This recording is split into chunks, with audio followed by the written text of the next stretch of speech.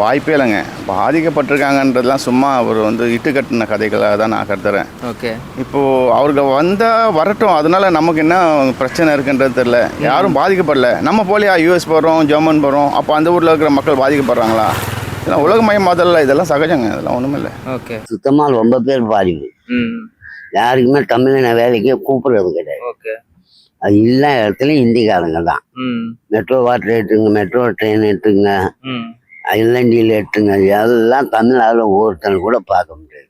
பொருளாக அங்கே எத்தனை 37, 37, 38 ஸ்டேட்லேருந்து வந்து இங்கே போன்ட்டாங்க. இந்தியாவுக்கு போனாலும் நம்ம மொழிக்காரங்களுக்கு ரொம்ப டார்ச்சர் கொடுக்குறாங்க, தொல்லை கொடுக்குறாங்க.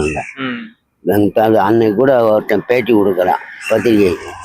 இங்கே நாங்கள் எந்த குறையும் இல்லை, சந்தோஷமா தான் மக்கள் எங்களை ஆனந்தம் மாரி பார்த்துக்கிறாங்க அப்படின்னு மோடி அவதூற எதையாவது ஒன்று சொல்லி விட்டுறான். மொழி பிரச்சனையை கிளப்பி விடுறான்.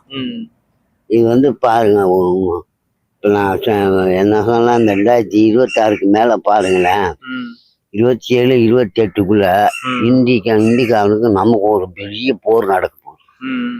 அது டெஃபினட்டாக நடக்கும். ஓகே. ஆமாம், கண்டிப்பாக.